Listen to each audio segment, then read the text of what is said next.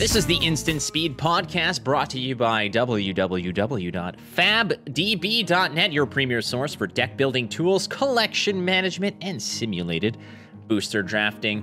Upgrade your account at fabdb.net to get access to all the features.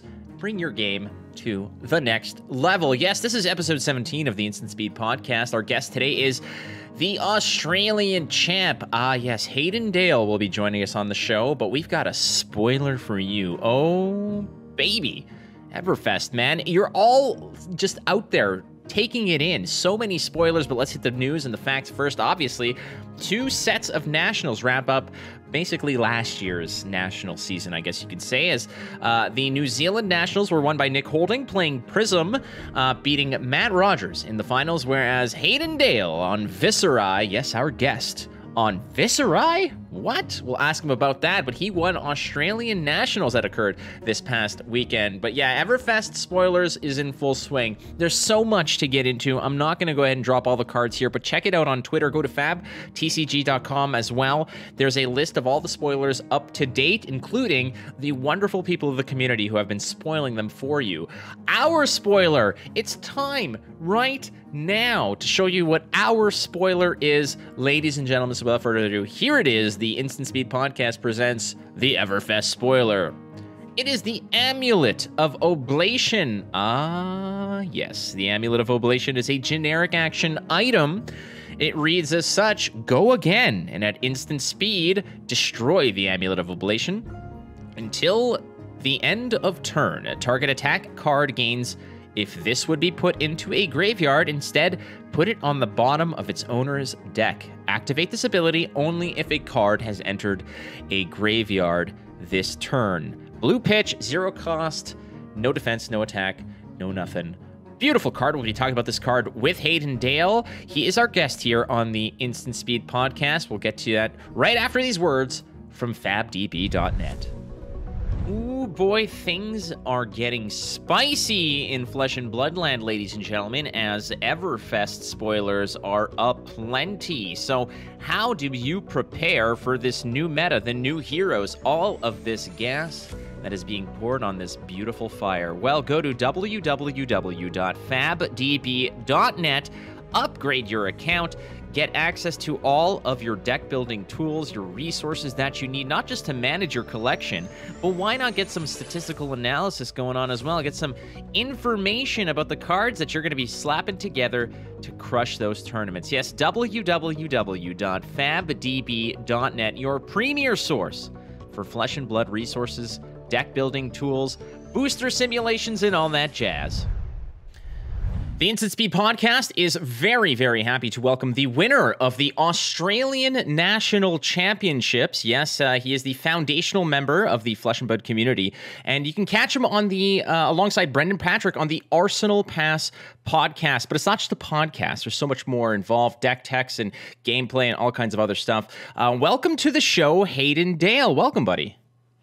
Thank you. Thanks for having me, Flake. It's awesome to be on, and you've had a gambit of some pretty amazing guests. So to be counted alongside who you've had so far is great. So thanks for having me on. Well, I appreciate that, honestly. Like sometimes I just count my lucky stars, because in reality, I'm like this piece of garbage caught up amidst a very beautiful sort of wind spout of stuff. It's this beautiful ballet of awesomeness of great personalities and great people and champions, and then there's me somehow just in the center of it, and it's okay.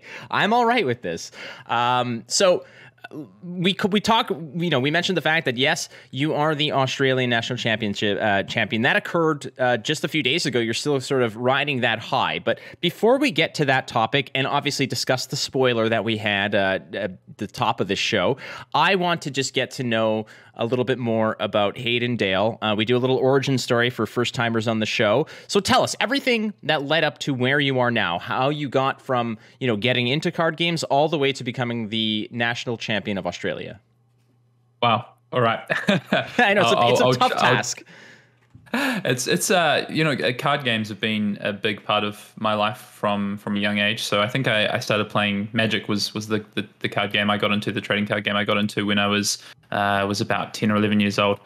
And was pretty hooked immediately on cards and card games, and played Magic through my high school years. I took a bit of a break, then played again in university.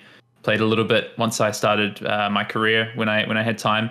Did a bit of grinding for a few years, especially while I was at university, GPs and PTQs. Trying to get on the Pro Tour, things like that. And then definitely took a break from card games, and was very fortunate to kind of just stumble upon Flesh and Blood, or actually was told about it by an acquaintance who actually works for the company before the release, for saying, there's this card game being made in New Zealand that we're going to release.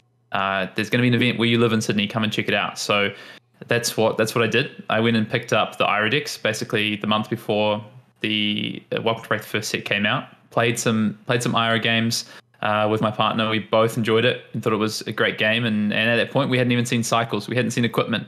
And then that all started to be spoiled. And that was actually the first kind of preview season that's funny, we're in a preview season right now, but the first preview season that LSS did. And even back then, they did an amazing job of the hype. And, think of not knowing that cycles exist. Because for a while, that's what we had, is we didn't know cycles existed. We saw Scar for a Scar only red. We saw Head Jab only blue. So it was a pretty cool time. And then played in the very first calling in Australia. Was fortunate enough to do well and win that event. And then from there, I've just kind of played the game, loved it. And then nearly 9 months ago, met Brendan and decided that we wanted to make content, and we wanted to share some of our experiences being early adopters of the game, and just create some gameplay, start the podcast, share, as I say, some of the experiences and some of the things and those learnings. And because we felt it just wasn't really out there, wasn't really a space for it, wasn't really as much happening in terms of teaching people and trying to level up. And then it's just been a bit of a crazy 9 months since then of nonstop kind of Flesh and Blood testing with a great team, and that kind of led to winning nationals. Really was just the preparation and the time spent over the last month. It's a fascinating place to be in when you can say that you were there essentially at the ground level, because there are so many people that get intimidated by entering a new card game because there's so much. Right now, for instance, there's like Yu-Gi-Oh! Just has this brand new platform for digital. And I've never played Yu-Gi-Oh! In my life, but in this origin story, a lot of the people who talk about their first toe that's dipped into the CCG realm, a lot of it is either Magic or it's Yu-Gi-Oh! And I've never played it. And then it was so daunting and it was so weird. And now even jumping into Flesh and Blood, which is only around for a couple of years with only like 4 or 5 sets to its name, it's still a daunting task. So having you out there as an OG, essentially, as an original gangster of the game, just with pumping out content with Brendan, it's a great, I don't want to say it's a service to the community, but I understand it is a service, but at the same time, it's also, you enjoy doing it, right? Sure. It's a passion. It is. Arsenal Pass was really a passion project and has continued to be that, to be honest. And it is, the community is what makes it though. For us, and we get so much great interaction and discussion and involvement from the people around us as well. So it is really a big part of what makes it. It is somewhat collaborative in nature for sure. The community is certainly very supportive. Before we went live, I was telling you about how there were so many people that were rooting for you to win. I mean, not just necessarily being a personality within the community of Flesh and Blood, a content creator, sure, no problem, but you also have a lot of fans who are overjoyed at your success. And, when it comes to Arsenal Pass, I mean, you're not just a great content creator from a perspective of being entertaining or educational, introducing people to the game, but you're also a world-class player. And that showed, obviously, not just winning nationals, but doing so with Viserai, which, we have a scripture. We're going to be bouncing all over these tangents. So just buckle up, Hayden, because this gets kind of wild. My favorite. That's what I like. So part of it is the fact that you won with Viserai. And there has been a wave of bans that not necessarily affected your tournament, obviously, because, things got delayed and et cetera. But Viserai is not necessarily everybody's first target for being what they're afraid of when they're going to tournaments. My first introduction to a Viserai was at a tournament, and you kind of have this ease into that matchup where you're like, okay, I know nothing about this hero, but that's because it's probably bad and I never had to prepare for it. But it does catch you off guard, and that is what's fascinating about it. I want to know a little bit about your strategies moving in to with Viserai, coming off of a very heavy Briar centric meta of the previous national season. Yeah, well, so I went to the Calling Land. I was really fortunate to go to that, and I did play Briar at that event. So I had dabbled in the Briar side, and I do think it potentially, until these bannings was still the best deck in the format, despite the results we saw at Australian and New Zealand Nationals not being a Briar in the final. I think that came down to just how the meta developed and this kind of like almost second and third steps in the meta. The reason, I guess, for playing Viserai, the one big thing for me is heading into this kind of Tales of Aria season. I was really high on Rhinar, and it's one of my favorite heroes, and I thought I was going to have the opportunity to play Rhinar competitively, and then the Lightning Briar decks came out and kind of put that to bed in terms of maybe playing Rhinar in this format. But Viserai is a hero that I've actually spent a lot of time with. The first content I actually made in Flesh and Blood was writing about Viserai for a website, about what Viserai can do, and that was back in the Arcane Rising meta. Before we even had Crucible of War. So, going back a while. So it's been a hero that's kind of been with me for a while. And before going to Orlando, I actually had been testing a lot with Viserai. I had plans to play Viserai if I could. Had a really aggressive base sort of Viserai deck with like a smaller kind of combo aspect to it.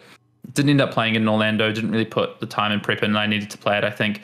Ended up playing Briar in that event at the Calling. And then, of course, Matt Rogers top eights with his Viserai build. And then we kind of look at that build and we really like it. We think it's good. And we also like what we kind of have with our more aggressive tempo style. And a teammate of mine, Dan Mackay, was like really keen to play the deck. And I was really keen just to play Viserai. So it kind of just came from there. And we felt that it had good matchups. People might not necessarily know how to play against it in the most optimal way.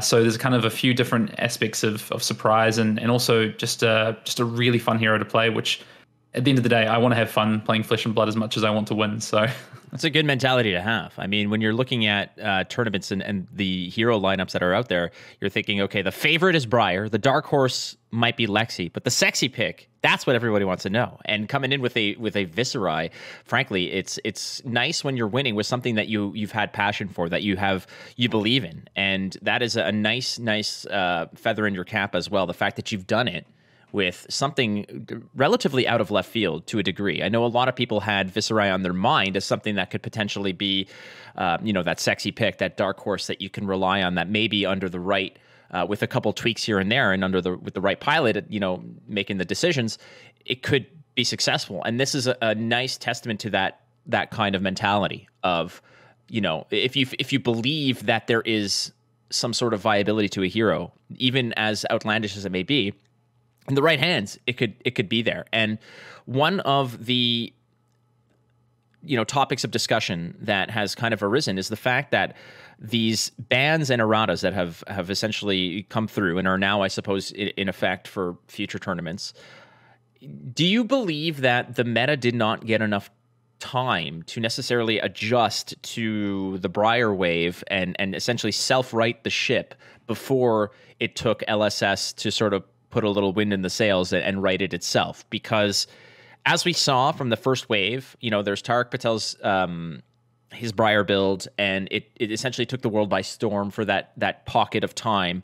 And then more people started to anticipate, learn it, and either counter it or learn how to play against it. And it started to not necessarily fall out of favor, but the success rate or the pick rate for it was diminishing. And then we had Oldham's winning tournaments. We had Katsu's. We had, Kano's winning tournament. Now Prison won New Zealand, and you won with Viserai. But this was all under the old ban umbrella where Plunder Run was legal and there was no errata. Do you feel like perhaps there might have been a situation where LSS could have just let the meta kind of settle itself a little bit and self-right the ship before it came through? Or do you believe that there might be some other kind of, thought process in terms of these bans? Like, is it a preemptive ban because Everfest might break some of these cards? Yeah, it's a great question. I think the kind of first part of that of the question you kind of put to me there, was there time enough to allow this to self-right? It's hard to say because we were coming into the end of the season, right?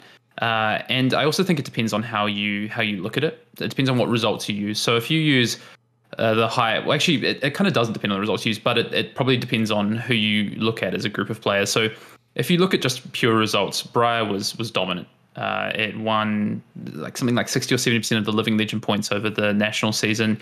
It was, 4, 5, 6 decks and top 8s of nationals. It was really dominant, whether it be the lightning builds or even into these more Mount Heroic builds, which was really interesting to see. But then if you go, okay, we started to see some New Zealand and Australian nationals self-correct, and we saw some, I guess, riding of the ship, so to speak.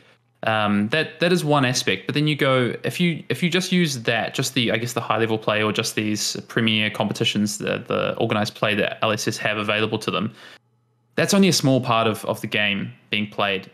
Armories, local gameplay groups, casual players. These players are also playing these formats as well, and I think that's a really important thing that LSS has to balance the responsibility to those players as well for the enjoyment of the game, and to not necessarily have maybe one hero be so dominant and so oppressive, to be honest, in some of the gameplay patterns it has versus the high level play. And I will say the bannings themselves were interesting, right? Because we have an errata, then we have a plunder run ban, and then we have the ball lightning ban. And there's a lot of things happening there. I think some of that is preemptive. I think plunder run in particular is a card that is really powerful and has been powerful, but hasn't maybe had the right shells for it to be in. And then as soon as this Lightning Briar shell came out, we see just how powerful that card can be. So I do think that card is a little bit of a knocking Briar, but also just a preemptive ban for the future in terms of what that card can do. So I think it's a mix of both. And in terms of, I guess the question is, do I think these bans in retrospect were correct, or should have been done?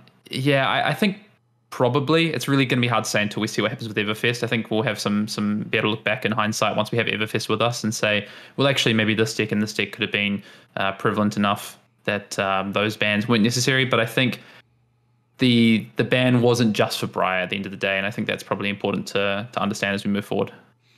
The fascinating element to me is the fact that Plunder Run itself, I think the card itself is okay. It's just the fact that you can rock 9 of them and really reap the rewards. It's not a card like that you have to find in your deck of 60 plus cards, and you might only have 3 copies floating around like any other Majestic card that's out there. I made the bold-faced prediction that we will see Plunder Run again, but it will be only in red and only Majestic. Now, if that's it might not be called Plunder Run, but a similar card to that degree, like that's one way to kind of maybe correct it. But I feel like Plunder Run itself has it was such a good card. It's still a card, but it was such a great card, and too much of a good thing essentially ruined a good thing to that degree. Yeah. And do you think that Plunder Run would be fine just as a 3 of red?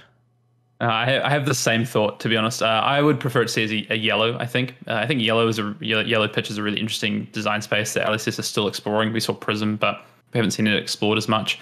I think that kind of balances it a bit more. It could maybe even defend for 3 at yellow. I don't think that would be crazy.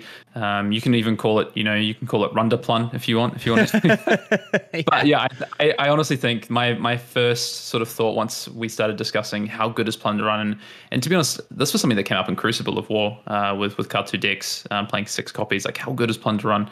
And maybe could this have just been, like you say, a Majestic or a Super when it was back in Arcane Rising and just be one cycle, probably at yellow. I think at red, you could find that there becomes that effect. It becomes so powerful in a deck down the line that it's still an issue. Yellow might be better because the breakpoints are a bit awkward depending on certain decks. But yeah, I think just having one cycle of that deck that card could be a way to fix it in the future. And who knows? We've seen functional reprints in other games.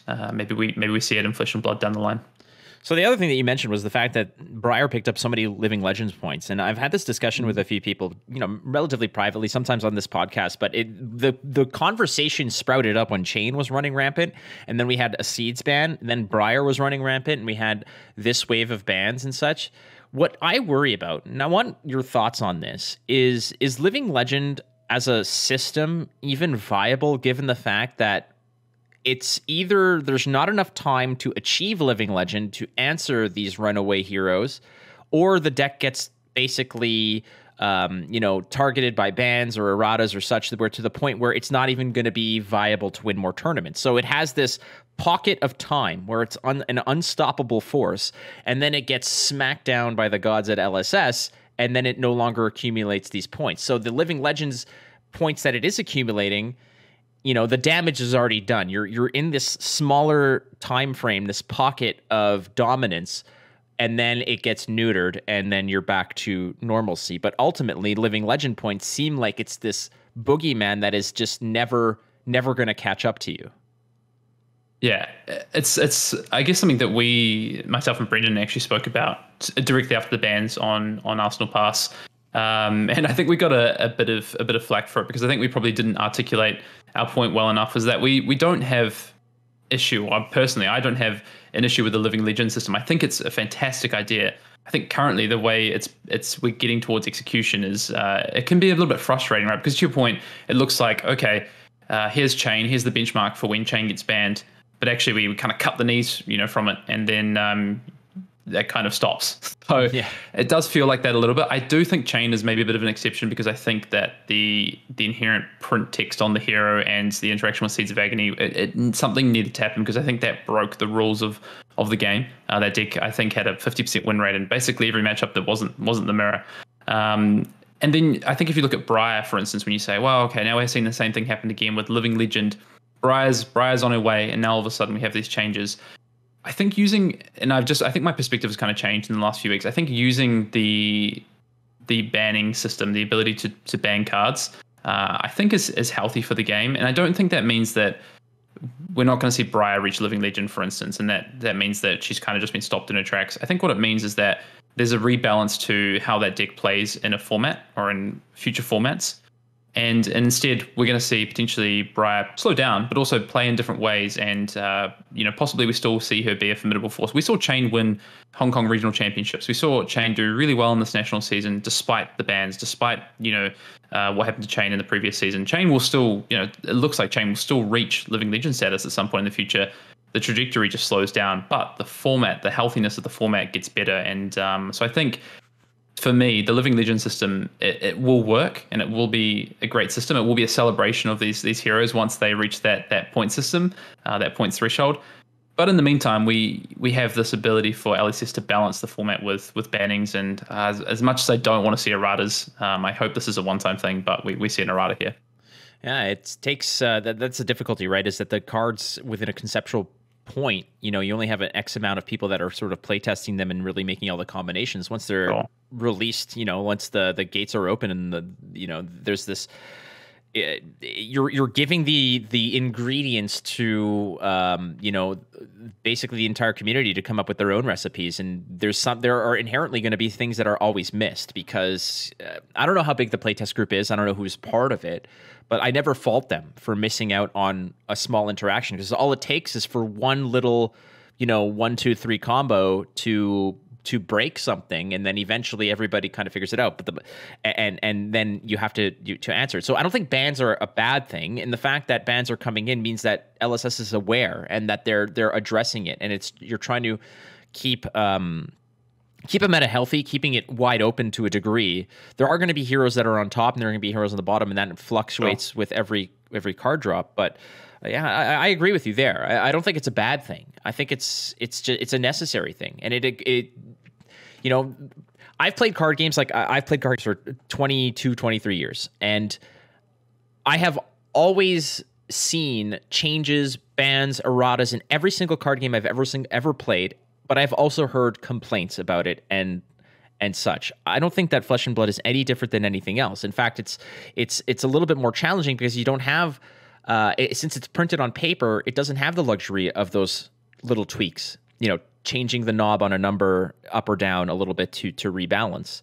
So going through a massive tournament season where everybody is really nose to the grindstone trying to succeed, having coming out of this with a couple cards being banned is not the end of the world. I mean, Magic just dropped another ban announcement today, and it seems like every 3 or 4 weeks there's just a brand new spanking set of cards that are not being able to be played. So yeah, I think it's healthy.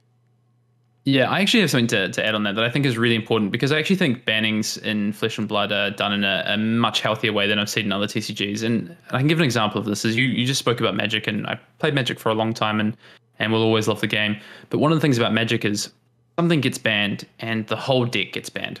Like an integral piece of a combo, and that deck often becomes just completely unplayable because there's not viable options to sub out.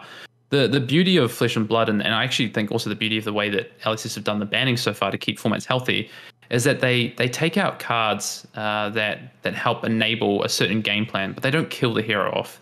You saw that with Chain. Chain was weakened, but still really, really strong and did well in this national season.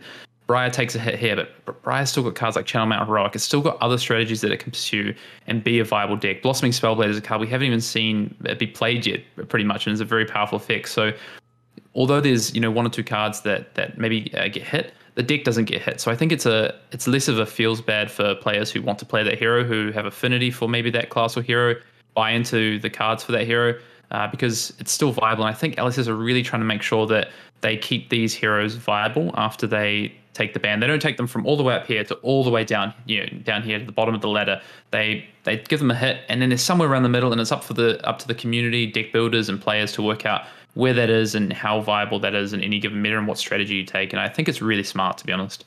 The analogy I tend to use is the fact that, like, when you're looking at the Briar list, imagine it, as like it's like a Bon Jovi concert, and they just said, okay, you can't play It's My Life, but you still get Living on a Prayer. So it's still there, but somebody's going to be pissed off and not buy a ticket because you can't play that one. But like the concert's still good. I don't know why I thought of Bon Jovi. I love that. I don't know why in my head it was Bon Jovi the whole time, but that's kind of it, the way it goes. And looking at LSS's rap sheet in terms of bans, what they've banned are rares and commons. They've done a very good job of keeping Majestics and legendary cards legal. So there's this.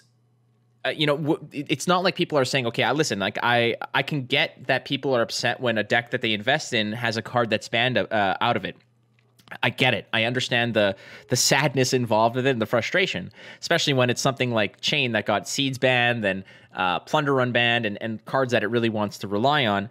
However, you're not dumping a couple $100 on a set of, very important equipment pieces and then having those scrubbed out. So the main pieces have been, I feel, very fine-tuned to create this very nice harmony amongst at least the more expensive cards, because I don't think that anybody is really complaining that Enlightened Strike is way too OP. It's a very strong card. Same thing with Command and Conquer or Art of War or cards like this. They're very strong cards, but nobody is dumping $80 or $90 on a Command and Conquer and then having it banned. It's more so these support pieces. It's not the the main show that's being canceled. It's the opening act, so to speak. Yeah, supporting cast. Yeah, exactly. It is. Yeah. All right. So Australian Nationals, my friend, we got some questions that are going to come up around the corner. What I want is your opinion, I guess, of the kind of like the last hurrah of the post-ban era. What was your going through? We saw the top 8. We know what was in the top 8, but I want to get your feel in terms of what you faced going through the gauntlet to get to that top 8. Was there a nice variance? Were there any surprises? What was that last hurrah of the meta looking like? Yeah, I think, just in terms of the metagame itself across the two nationals, really, really diverse, right? We saw a lot of people playing the deck to beat, in terms of Briar, that Briar still showed up. Then you saw a lot of people playing the Guardians, maybe the deck that kind of beats the deck to beat.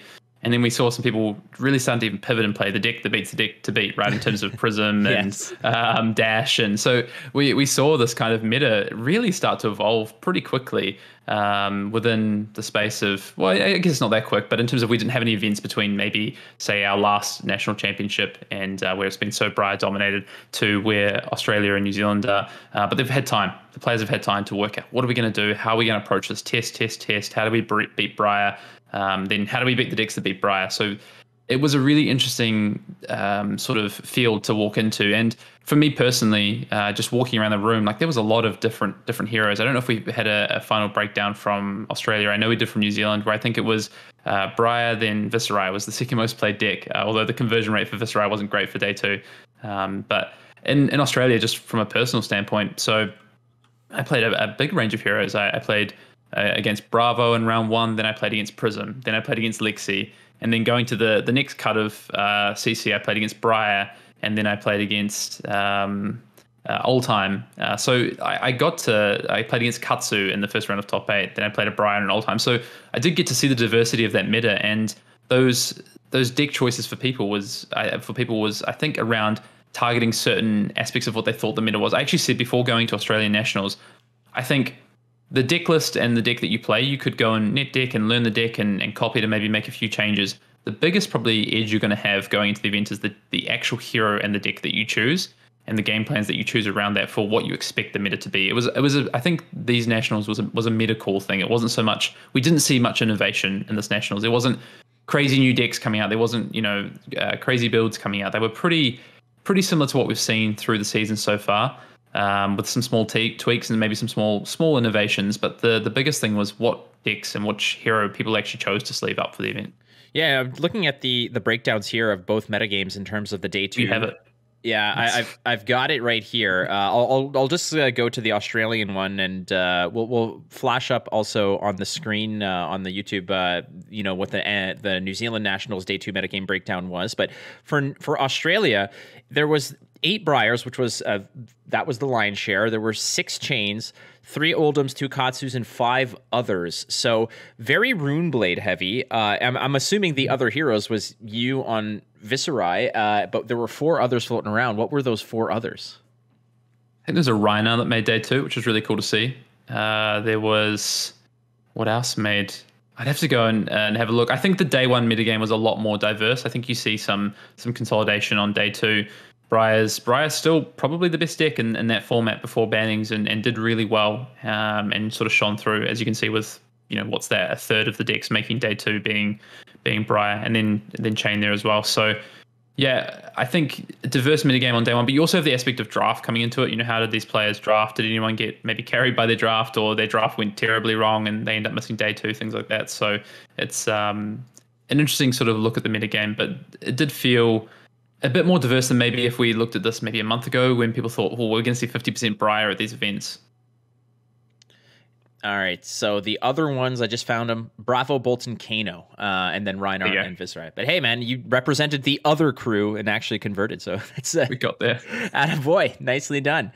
All right, so Everfest spoilers. We have ours. It's the Amulet of Oblation. Your initial thoughts on this bad boy? Again, it's a generic action and item. It's a standard pitch for 3, 0 cost. Go again, instant speed. You're going to go ahead and destroy the amulet until the end of turn. Target attack action card gains if this would be put into a graveyard. Instead, put it at the bottom of your deck. So it's this feels like a control fatigue kind of thing. You're stacking the bottom of your deck with a card that you kind of like. It could be something that you just want to see again. What are your initial thoughts on the Amulet of Oblation? I'll tell you my first thought, Flake, is the art is fantastic on this card. Yes, it is.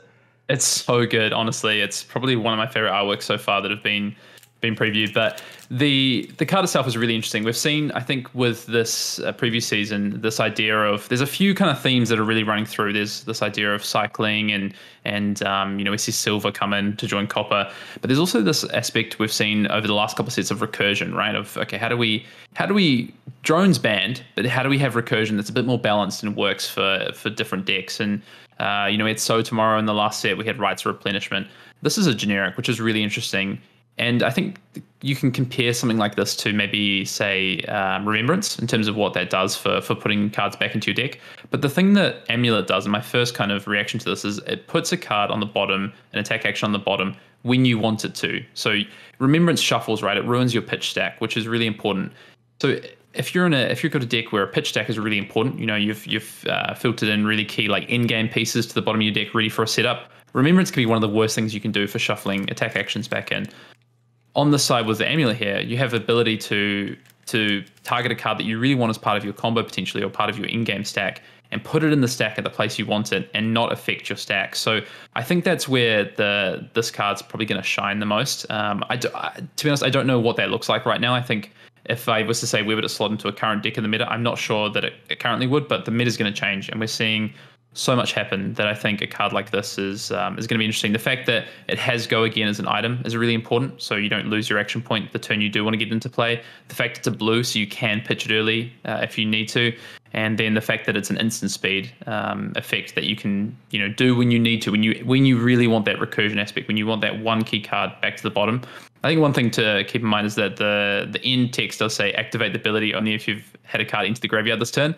And I think that's a real sign that this effect is pretty powerful and that they had to give a bit of a restrictor on it just to limit it a little bit, which is interesting. But Flake, when you saw this, what did you think immediately? Oh, what I thought was exactly what you were saying, wherein it's another, like you mentioned, like a recursion effect. It allows you to go ahead and say, this is a card that I want to see again. It's a card that I want to be able to just sort of smack you in the face and make you worried about again. And at the same time, it's one that lives on the table, right? It's one that is not going to clog your hand. So the timing for it gives a lot of leeway for you to be able to just go ahead. If you get it early, you can drop it on the board on a turn. Let's say you get this in your opening hand, you just drop it on the board, and you can swing weapon or drop an arsenal, draw up, and you're no worse for wear. You're not allowing your opponent an opportunity to cycle or anything. It allows you something to do. And then down the line, if necessary, if you do finally find that card you want to pair it up with, it's no problem because it's already living on the board for you. So it's an upgrade to a lot of those cards that already exist that want you to go ahead and find that card or be able to sort of replenish. And the non-shuffling aspect, again, it just keeps your plans definitely in check. What I really like about it, and I could be wrong, but as far as I know, my eyes are okay. I think it's cold foil. The version I have is cold foil. So that's awesome. Yeah, that is pretty solid. So big thanks to LSS for the wonderful spoiler, but that is by no means the most impactful spoiler that we have seen up to now. Today being January 25th. For me, for you, it's the future, but it's the 26th. It is. I'm in the future. You're calling from the future. The robots have not uprisen yet, so we're good. You are not some sort of puppet of the robot armada, but still. There have been so many cards that have already been spoiled by the time that this airs on the 26th of January. I'm sure that every one of them are going to be out and about. But up to what we have seen today, what really grabs your attention? What is the first card that you just want to jump into and say, I want to get down and dirty with this. I want to get naughty with this card. I want to try it out. I want to play with it. Great question. I did just quickly want to say on your amulet, because I don't undersell the card. The text Go Again is super important, and I did just want to say one last thing. If you look at potions, I'm a big lover of potions, energy potion, timestamp potion, potion of strength. Those don't say Go Again on them, so you do have to craft a turn where you have to probably defend with your whole hand and play them. This one lets you do everything you're going to do with your game plan, but just get it into play and use it later. So I did just want to point out that Go Again text is so crucial. But sorry, Flake. In terms of cards, I mean, apart from this now, other cards that I kind of want to sink my teeth into. I mean, the first one is Bravo. The Bravo star of the show. Seeing that spoiled, and this idea that we now have a hero with, I think it's the largest card pool based on the fact it has essence of all three elements from Tales of Aria, is huge. And my mind just immediately started churning on what I could do with that. Outside of that, probably Fire Breathing was another card that's really caught my eye. And then yesterday, at the time of recording yesterday, we saw and I've forgotten the name, sorry, but we've seen the new Brute Majestic Equipment Arms. Those are the three cards that have really grabbed my sort of attention and got my cogs turning, so to speak. Oh, Flake loves dice rolling and being upset at the game. That is absolutely what I am just not for. I was playing in an RTN, a Road to Nationals, where I was up against either way, it was Scab Skins with Gambler's Gloves, and it was on a very pivotal turn where I could have done I just needed to keep my hand, and they rolled Scab Skins and rolled a 0, and then they busted their gloves and rolled a 6, and I just lost my mind. I was like, dear God damn it. So all of that dice rolling stuff really adds an extra element to it, and I like it, and I am on board with you when it comes down to some of these cards. Bravo, star of the show, is such a fascinating, blueprint to go ahead and expand upon because of what you said. It has such an immense card pool. It has a defensive kind of card pool. It has an offensive kind of card pool. The only thing it's not going to use are arrows, right? So it's got some pretty naughty things that it can do. Do you think that this is LSS essentially understanding that, you know what, we released something like Oldham, and Bravo is still getting a lot of reps in as a control style hero. We need to shake things up. We want to sort of change the tide in terms of what these heroes represent. Is this just LSS trying to say that Bravo and Oldham, Bravo specifically, or Guardian in general, can go ahead and get back to just being smashy? I think I have a pretty firm sort of idea about this, to be honest. So I'll share it with you. As being, a Welcome to Wraith boomer, as Brendan likes to say, or an OG, as you might say, one of the really cool things is you have these first 8 heroes when Arcane Rising and Welcome to Wraith came out. And once you get to Monarch, we start to get the realization of the full game. The talent system gets introduced. The problem is you have these 8 heroes that are kind of left behind a little bit, right? In terms of they don't have talents. They're talentless, so to speak. So yeah. I honestly think a big part of what this is reintroducing these heroes from a different time in their life. It's a living world at the end of the day. It's an RPG element of the game. We get to see Bravo in a different point in his life as a talented hero. He's learnt the ways. He has the essence of ice, lightning, and earth, and that ability allows LSS to bring Bravo from this original hero with no talent into a talent system. And I think it's a great idea. And if my thesis, my hypothesis is correct, that we're going to see this with all the heroes, and potentially different versions of different heroes down the line. Maybe we see Icelander, for instance, down the line as an adult hero with a different naming convention at a different point in Icelander's journey and in Icelander's story. So I honestly think that's a big part of what LSS is doing, and it's about the timing for those heroes. We're in Everfest, Tales of Aria, we're in Aria, which is Bravo's home, so it does make sense, right? So it'd be interesting to see how that goes down in the future. Do we get to Mysteria and we see a talented Katsu? I don't know, but that's where my head's at, and that's where I think LSS are going with the game and with the heroes. I adore that hypothesis. I think it's a very intriguing way to look at it, where you kind of are following every particular hero along their journey and their progression, not necessarily to maturity, but just in the grand narrative of what Legend Story Studios want to do with this entire world. It's a world building as well as a card game, which is awesome. And who knows, man? 20 years down the line, it's going to be like Bravo, insurance salesman, because he's older and he's just and then you have door-to-door carpet salesman or something like that. I don't know. It's there's so much. I don't think that selling insurance is a applicable talent, but who knows? There are merchants. You never know. Bravo could go ahead and just sign with AEW or the WWE down the line, but you'll see him just entering a Royal Rumble because there's been 50 sets of Flesh and Blood by then. He just has no more talents that he could have. All right, so I sincerely appreciate it. We've got another segment called Go Again with Hayden Dale. I hope that you'll join us, Hayden.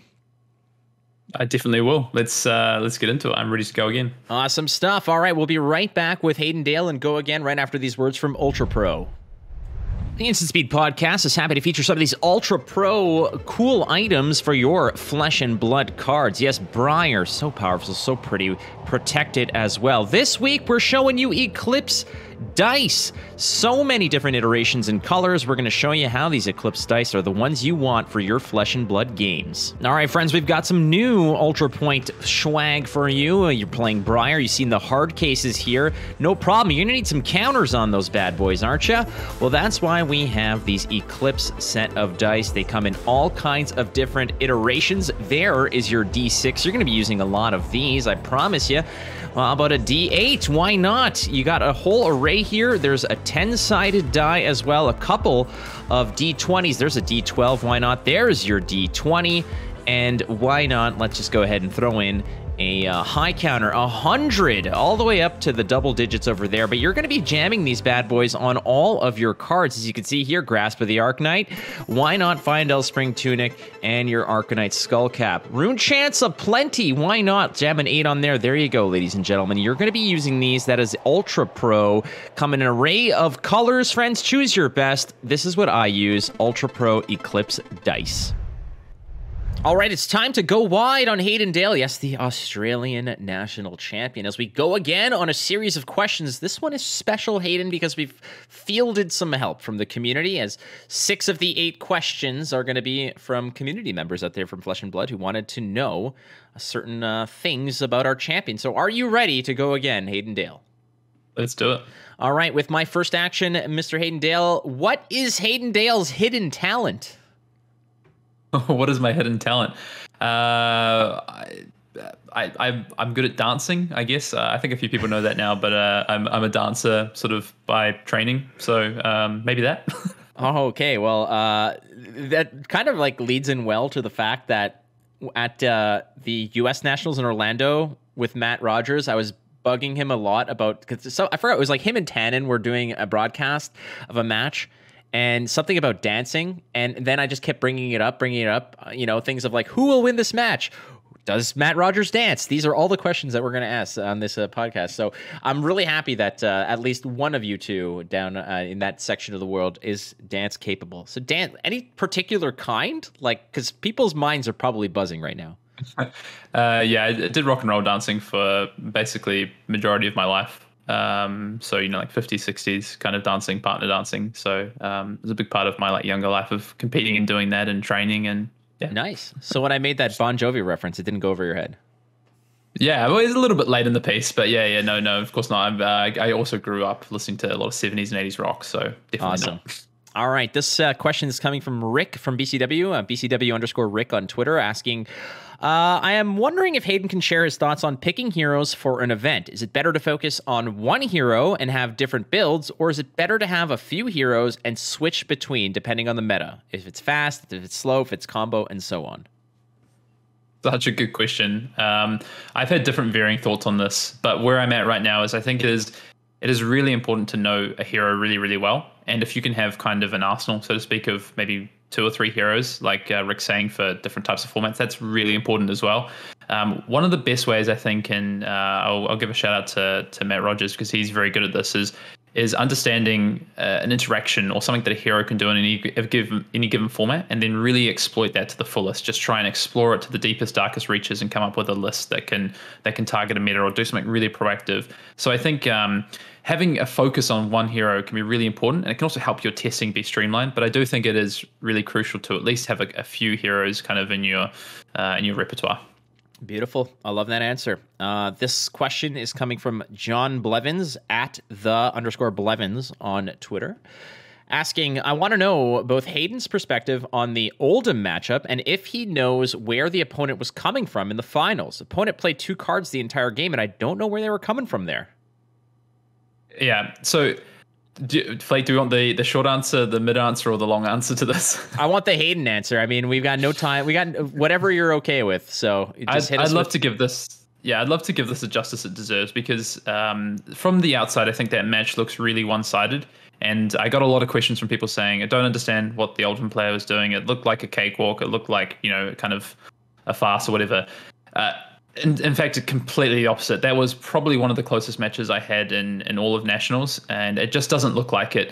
But effectively, if I can explain what Roy, who was on Old Time, was doing, Roy was trying to basically force me into not being able to play my game plan. So Roy's plan was to cycle using the powerful Crown of Seeds to find all of his Tome of Fiendals, his 3 in the deck, and gain up to 59 life, or 58, 59 life. He would have gone to 59 if he found the 3rd.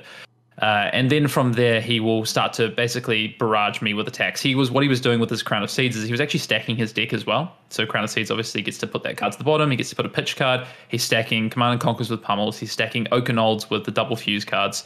And all the meanwhile, he's gaining this life and he's not attacking.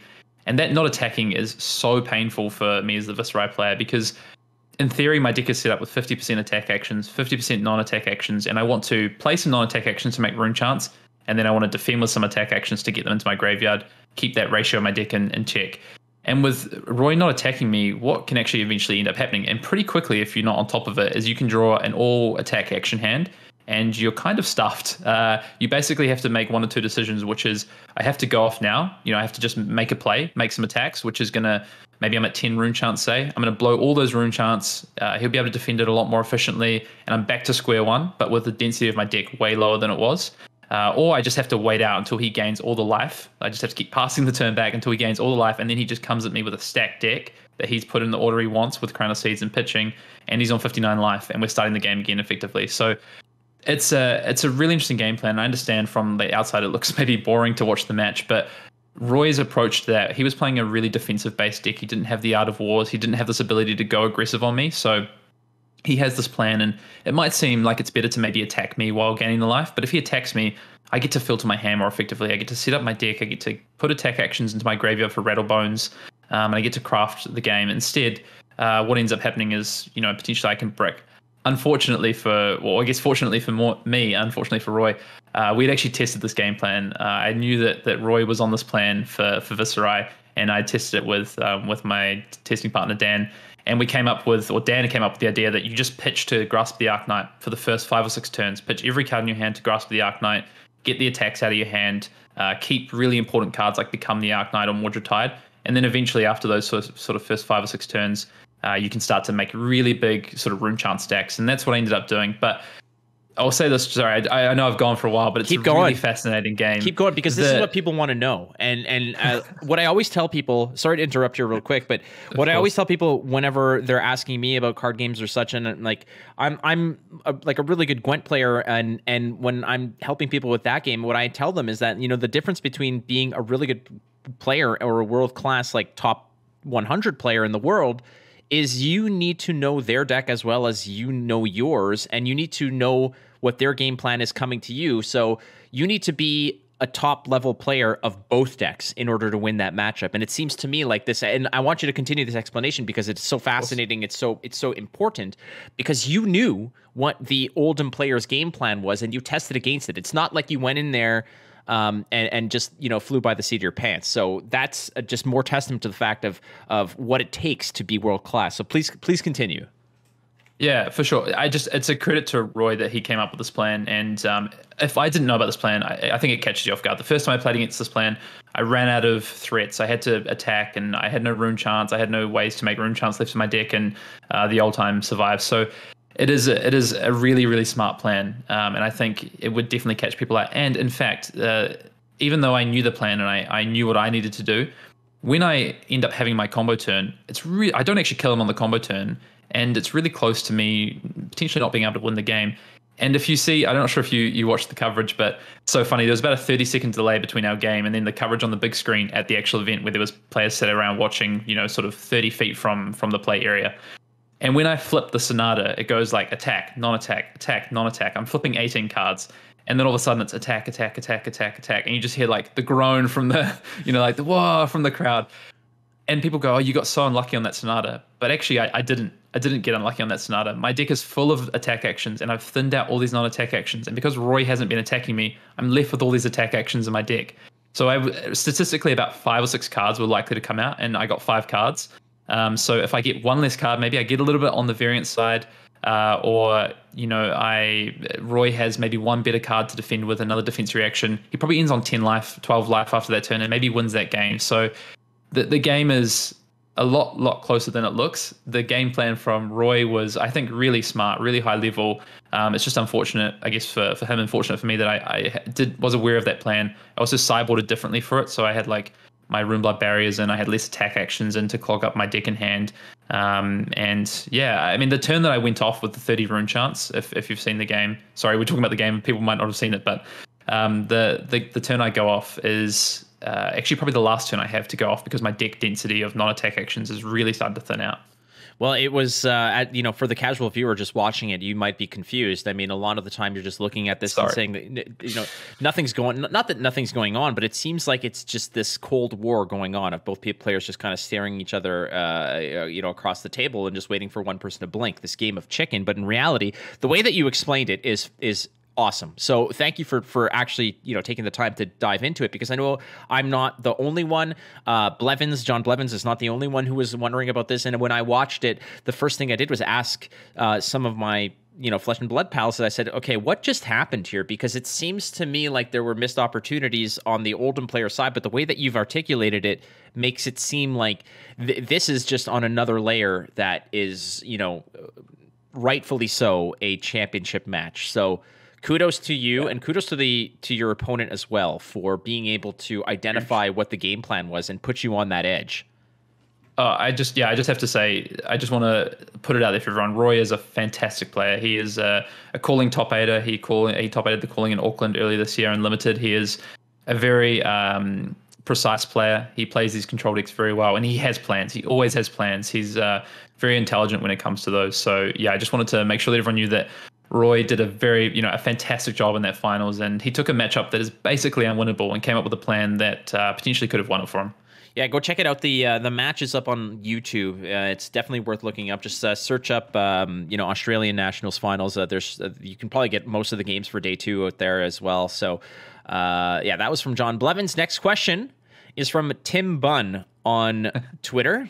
Tim asks, what were some of your other front runners for deck choice? How soon had you locked into Viserai, and what made him eventually land on the most lovable Runeblade? So, what were your alternative choices, and what sort of pushed you to just sort of settle on Vis?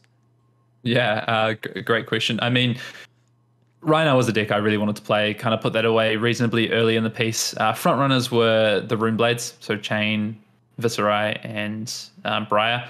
I didn't want to play Mount Heroic Briar because I think the deck is really inconsistent and just isn't really the style I want to play. To be honest, the only other, and Chain I thought was also really consistent. Oldtime's not really my style, but I think the deck is really good. So it kind of came down to Briar or Viserai, and I soft locked into Viserai probably around Christmas time. But we'd been testing a lot of those 4 decks really, really intensively. And then I hard locked into it probably about New Year's sort of time. So I had, we already had plans. We already had the deck list mostly sorted. But by that time it was like, yep, I'm going to play this. And it was just tweaking from there. Beautiful. All right. So ultimately, in my mind, sometimes I'm just like, what am I going to play at the tournament today? And then I just grab some cards, slap them together, and go. But this has been, you've been concocting this and essentially mulling over this choice for quite some time. So there you have it. All right. Next question is from David Rude at Drude519 on Twitter, asking, how familiar were you with your opponent's strategy in the finals going into the match? Did you have to reduce the rune chance in your deck versus him? Do you think it was a reasonable strategy considering the matchup? So this kind of leads back to what you explained. So you can kind of be a little bit more concise in terms of answering this one.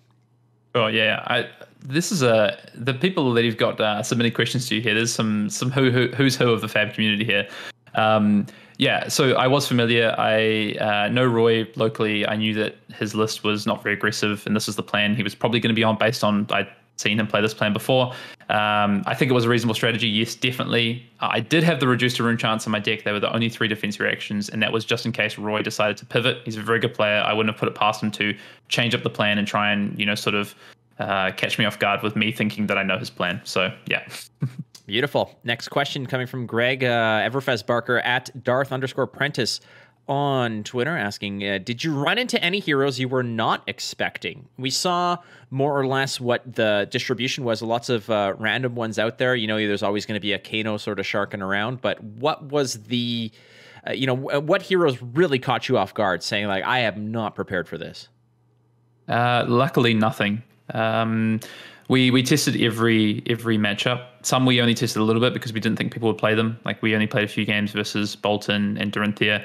But I kind of played the decks we expected to see. I played against a Prism in round 2, which was scary. I was worried about that. It's I think the worst matchup for the deck. And I wasn't expecting to see a lot of it. And there was a few Prism on day 1. But no, I was pretty fortunate that it was kind of the meta we expected: Guardians and Runeblades and some Lexi, and that's what I played against. Beautiful. Breezy at _Breezy. Lots of 3s in there. There was a discount on 3s apparently, but asks, do you think your Oldham opponent was too fatigued to focus during the final match? We witnessed half a dozen turns where he didn't even swing hammer and didn't allow you to sack. So this is all alluding to the same thing. So a lot of these questions are kind of just right back on that finals match, because this is, again, the fact that we've been fielding questions from all these players, these quote unquote who's who of the Fab community, it just shows that finals wasn't as straightforward as a lot of people were just witnessing as it unfolded. So again, if you just want to touch real quick on this, I know you've answered it in more depth earlier, but we can sort of warp this to the degree of, was fatigue actually impacting even you, towards the later rounds and in day 2 when you're in that top 8? Yeah, I spoke to Roy. We actually took a bit of a 10-minute break before. Roy had just come off the back of two, I think 1.5 hour games against Briar, like full fatigue matchups.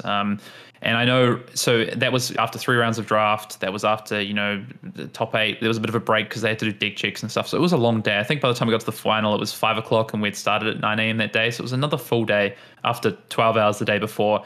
And Roy playing a lot of those rounds to closer time, being on an Alton deck. He plays quickly, but doesn't mean his opponents always will. So I know Roy was really feeling it, just in terms of tiredness, and I think he had a bit of a headache. And but to his credit, he still played his plan out exactly. I think he made exactly one mistake in that game in terms of the game plan that he was on, and it came down to the final turn where he sync bellowed a card from his hand when he probably shouldn't have.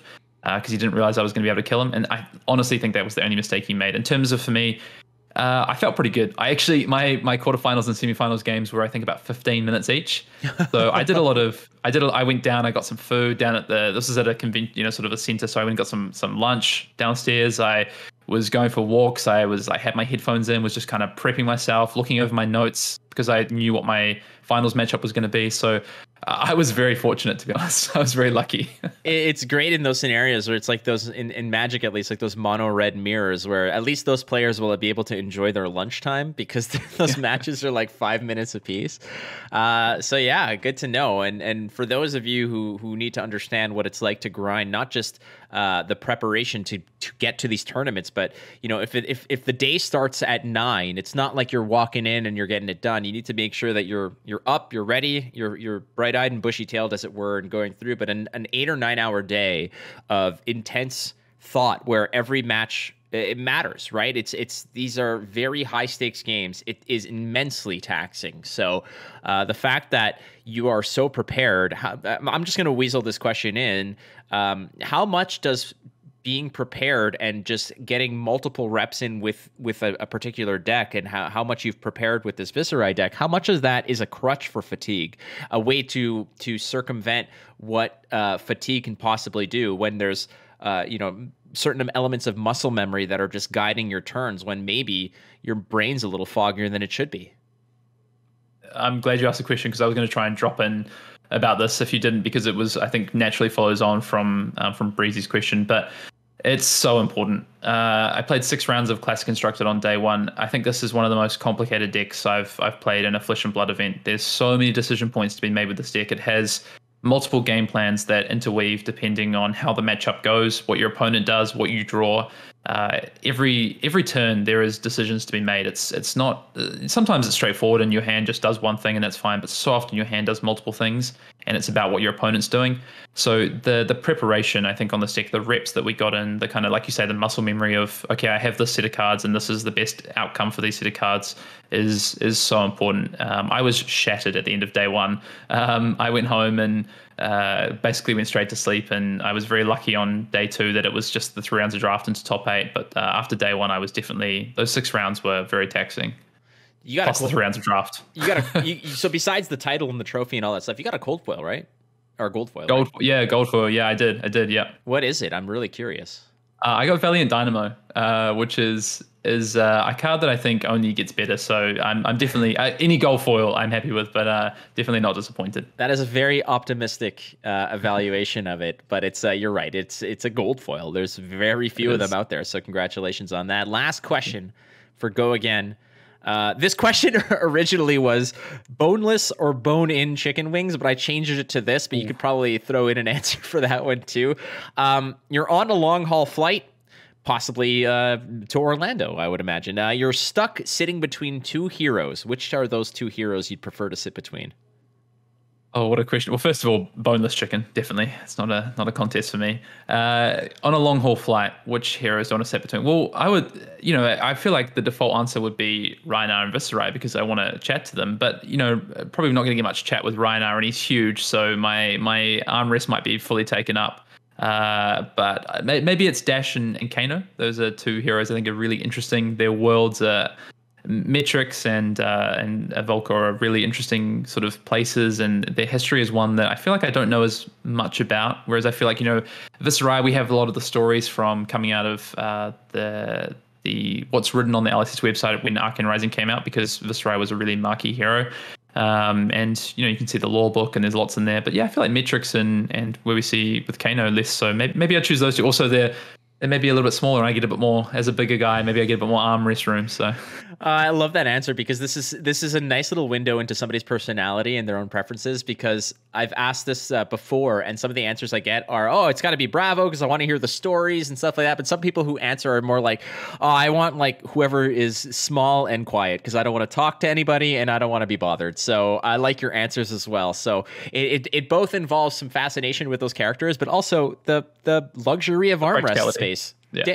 Damn right. All right. Well, Mr. Hayden, thank you so much for doing the show, man. It has been my honor and privilege to have you on the show. The Australian Nationals champion, Hayden Dale. Thank you for doing the show. Thank you for having me on. All right. Now, last but not least, my friend, again, we know you as the champion. We know you as the dude from Arsenal Pass, half of that team. But for the very few people whose heads are in the sand or up their own behinds, where can we find some Hayden Dale content? Of course. Yeah, sure. So we're on YouTube at Arsenal Pass. If you type in Arsenal Pass Flesh and Blood, you'll find us. I'm on Twitter at Fiendale. FYEN_DALE. I post a lot about Flesh and Blood on there as well. And we have our podcast that comes out every week, the Arsenal Pass podcast, which you can find on every major sort of podcast platform. So that's us. We do podcasts, we do deck techs, we do gameplay, and just things that hopefully help people, get better at Flesh and Blood and have some entertainment value. At least I hope.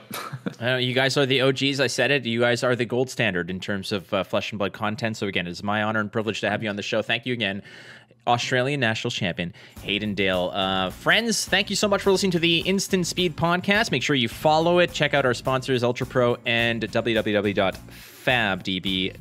Don't forget, friends, you're not losing if you're learning, so keep playing cards. You might win. We'll see you next week on the Instant Speed Podcast.